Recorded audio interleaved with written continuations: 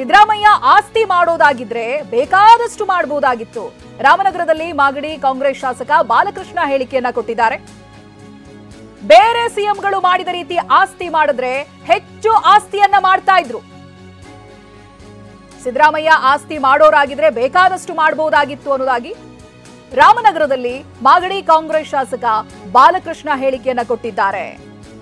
ಬೇರೆ ಸಿಎಂಗಳು ಮಾಡಿದ ರೀತಿಯಾಗಿ ಆಸ್ತಿ ಮಾಡೋದಕ್ಕೆ ಹೋಗಿದ್ರೆ ಹೆಚ್ಚು ಆಸ್ತಿಯನ್ನ ಮಾಡ್ತಾ ಇದ್ರು.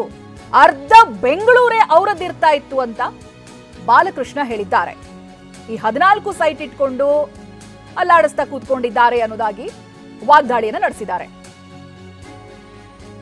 ಯಾರ್ಯಾರ ಮೇಲೆ ಈ ರೀತಿ ಕಂಪ್ಲೇಂಟ್ ಬಂದಿದೆ ಎಲ್ಲರೂ ಕೂಡ ವಾಪಸ್ ಕೊಟ್ಬಿಟ್ರೆ ಈ ದೇಶ ಇನ್ನೂ ಸುಭಿಕ್ಷ ಆಗ್ತದೆ. ಇವ್ರಿಗೆ ನಾನು ನಮ್ಮ ಮುಖ್ಯಮಂತ್ರಿಗಳ ಧರ್ಮಪತ್ನಿಗೆ ಧನ್ಯವಾದ ಹೇಳ್ತೀನಿ. ಇದನ್ನೆಲ್ಲರೂ ಕೂಡ ಪಾಲಿಸಬೇಕು ಅಂತೇಳಿ ಎಲ್ಲ ರಾಜಕಾರಣಿಗಳು ಕೂಡ ಯಾರ್ಯಾರ ಮೇಲೆ ಕಂಪ್ಲೇಂಟ್ ಬಂದಿದೆ ಎಲ್ಲ ರಾಜಕಾರಣಿಗಳು ಇದನ್ನು ಪಾಲಿಸಿದ್ರೆ ಬಹುಶಃ ಮುಂದಿನ ಪೀಳಿಗೆಗೆ ಇದೊಂದು ಉತ್ತಮ ಉದಾಹರಣೆ ಆಗ್ತದೆ ಅಂತ ಹೇಳಲಿಕ್ಕೆ ಇಚ್ಛೆ. ವಿರೋಧ ಪಕ್ಷಗಳು ಇನ್ನೇನು ನಮ್ಮ ರಾಜೀನಾಮೆ ಒತ್ತಾಯ ಮಾಡಿದ್ರೆ ಇನ್ನೇನು ಅವ್ರ ಕೆಲಸ ಬೆಳಿಗ್ಗೆ ಅಂದ್ರೆ ರಾಜೀನಾಮೆ ಅವ್ರಿಗೆ ಇನ್ನೇನು ಕೆಲಸ ಇಲ್ಲ. ತಪ್ಪನ್ನ ಒಪ್ಕೊಂಡಿಲ್ಲ.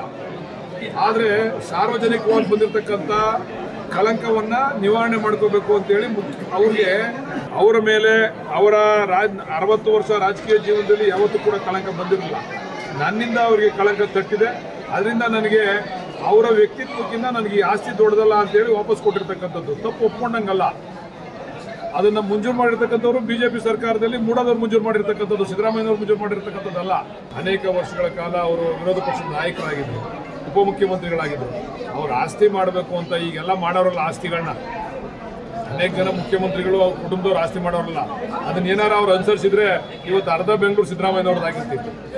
ಇದನ್ನು ದಯಮಾಡಿ ಅರ್ಥ ಮಾಡ್ಕೋಬೇಕಾದ. ಯಾವುದೇ 14 ಸೈಟು ಅವಯ್ಯ ಮನ್ಸು ಮಾಡಿದ್ರೆ ಬೆಂಗಳೂರಲ್ಲ 140 ಸೈಟ್ ಕೂಡ ಜನ ಅವ್ರು ಇದು ಯಾವುದೋ 14 ಸೈಟ್ ಇಟ್ಕೊಂಡು ಎಲ್ಲ ಅಳ್ಳಾಡಿಸ್ತಾ ಕೂತವ್ರೆ. ಅನೇಕ ಜನ ಪಾಪ ಮುಖ್ಯಮಂತ್ರಿಗಳಾಗಿದ್ದಂಥವ್ರು ಅವ್ರ ಕುಟುಂಬದವ್ರಿಗೆ ಅವರೆಲ್ಲ ಆಸ್ತಿ ಮಾಡೋರಲ್ಲ. ಇದನ್ನ ಅನುಸರಿಸಿ ಎಲ್ಲರೂ ಅವರೆಲ್ಲ ವಾಪಸ್ ಕೊಡಬೇಕು ಅಂತ ಮನವಿ ಮಾಡ್ತಾರೆ.